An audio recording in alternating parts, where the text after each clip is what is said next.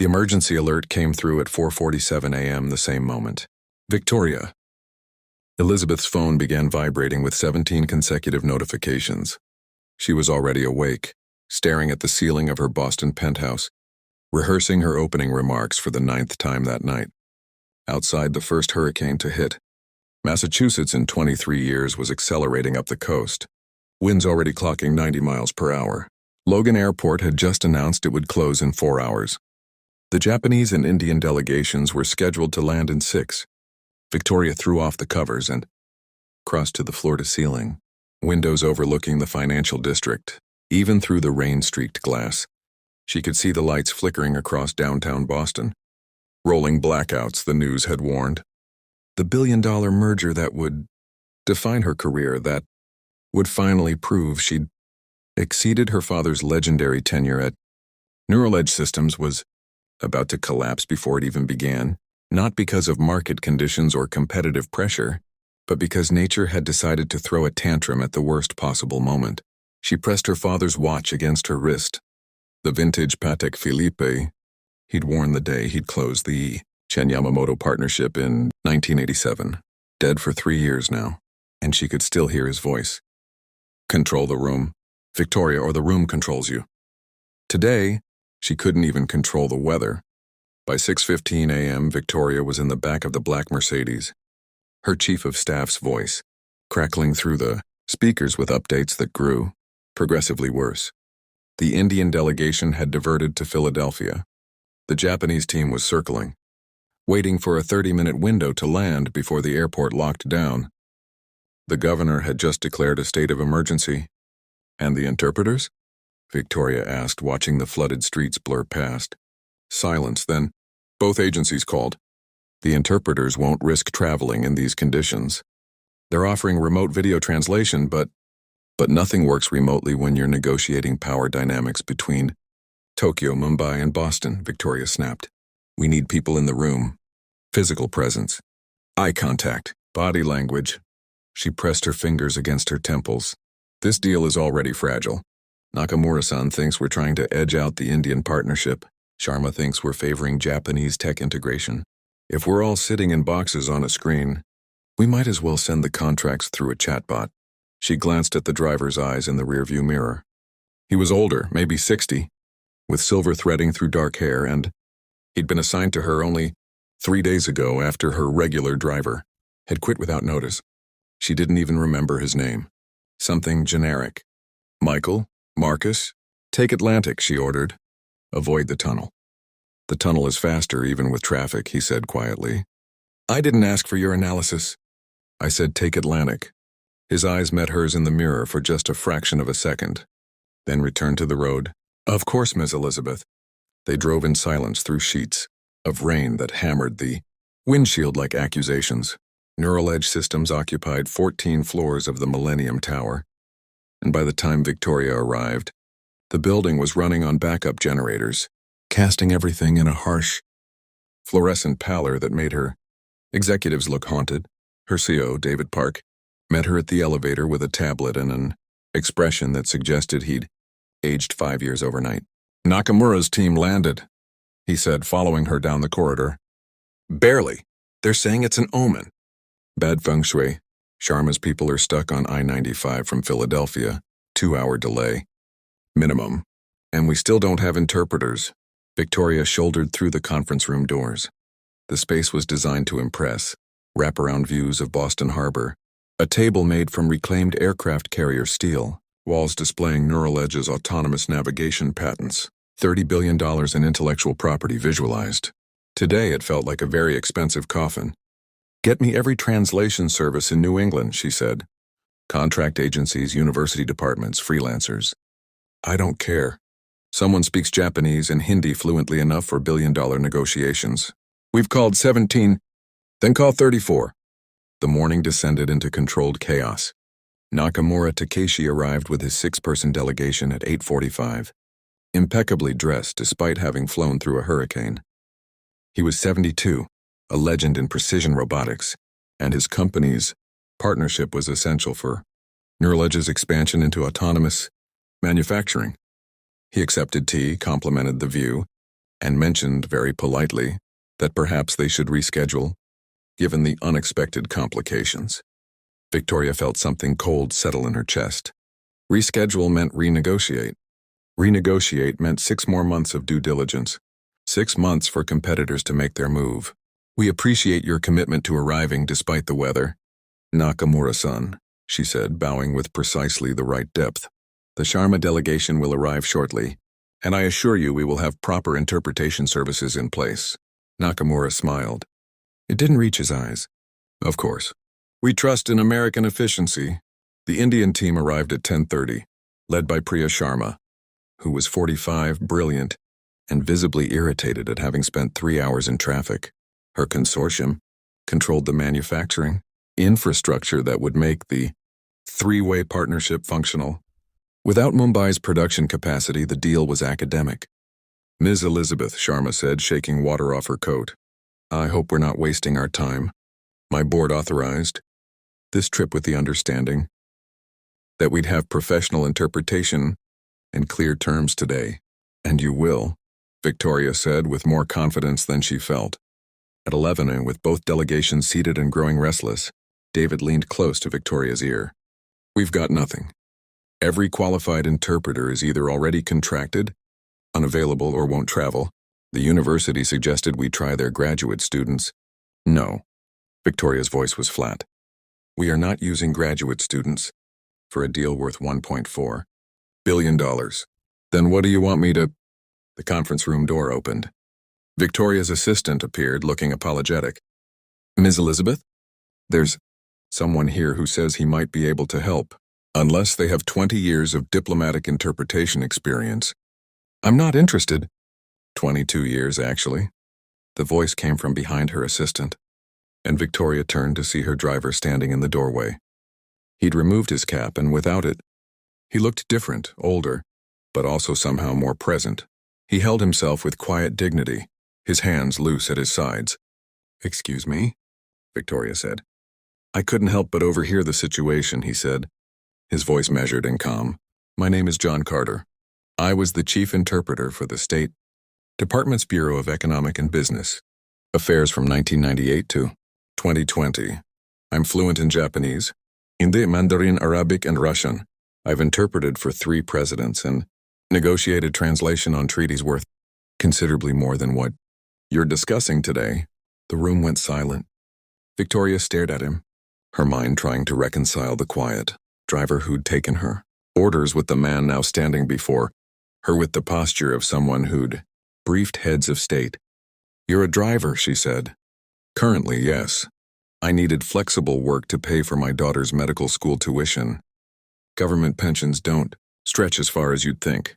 His expression didn't change, but something flickered in his eyes, not resentment, just fact. But I'm also someone who spent 2 decades making sure powerful people understood each other when the stakes were high. This is what I do, Ms. Elizabeth, what I've always done. Victoria glanced at Nakamura, who was watching with interest, then at Sharma, whose expression had shifted from irritation to curiosity. She thought about the 17 failed phone calls, the closing airport, her father's watch heavy against her wrist. Fine, she said. But if you embarrass me, I won't. John Carter took his position between the 3 parties with the ease of someone settling into a familiar chair. He didn't sit. He stood equidistant from all 3 delegations, and Victoria realized this was deliberate, a physical representation of neutrality. Nakamura spoke first, a formal greeting that Victoria's minimal, Japanese recognized as traditional but complex. John listened, his face composed, then turned to translate. Nakamura-san offers his deep respect to Ms. Elizabeth and thanks her for the invitation, despite the challenging circumstances. He expresses concern that perhaps the weather is a reflection of the turbulent nature of the partnership itself, and wonders if the spirits are advising caution. Victoria opened her mouth to respond, but John held up one hand, gentle but clear. Ms. Elizabeth, he said quietly, he's not actually talking about spirits. He's giving you an opportunity to acknowledge the complexity of the deal while reassuring him that you've considered all angles. He's also testing whether you'll dismiss his concerns as superstition. Victoria blinked. Her prepared response died in her throat. Tell him, she said slowly, that I understand his caution, that this partnership requires trust between three very different organizations. And trust is built by facing challenges together, not avoiding them. John turned and spoke in Japanese. But Victoria noticed his tone shifted, warmer, more deferential. When Nakamura responded, his shoulders relaxed incrementally.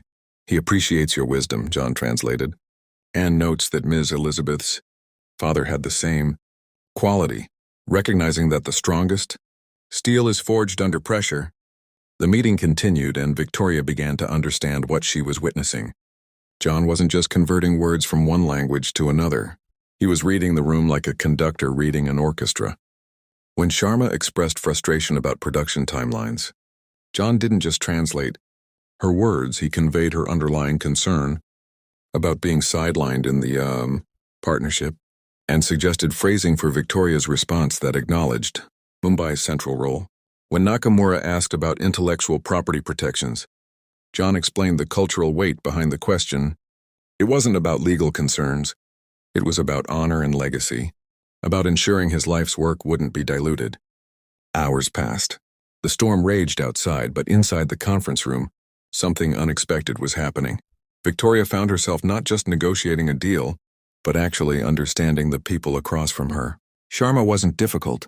She was protecting her team's interests in a partnership where she'd historically been overlooked.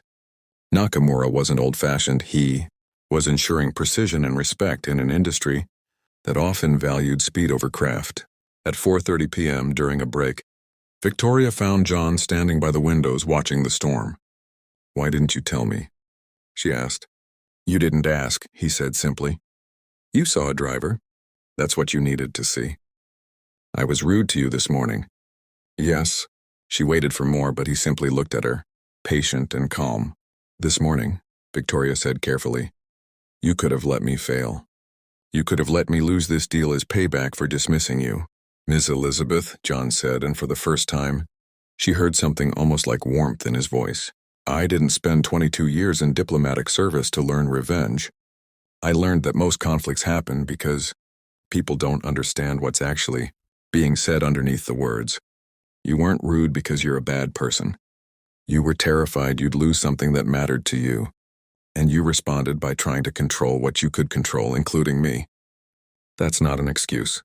"No," he agreed, "but it's an explanation, and explanations are where understanding begins." By 7 p.m., they had the framework of an agreement. Not complete. Deals of this size never closed in one day, but substantial. Nakamura and Sharma had moved from cautious allies to genuinely collaborative partners, and Victoria had watched it happen through John's careful translation of not just language, but intention, hierarchy, and cultural nuance.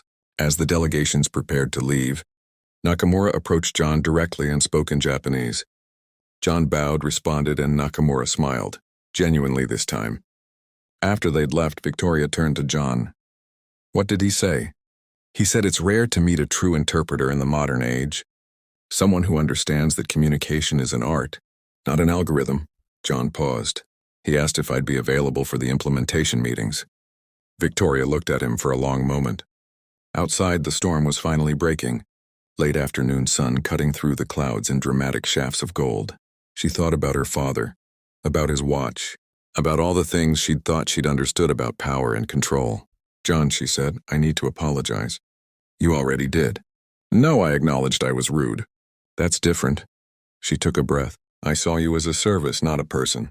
I dismissed your value because I couldn't see past your current job title, and I almost cost my company $1.4 billion because I was too proud to recognize expertise when it was standing right in front of me." John nodded slowly.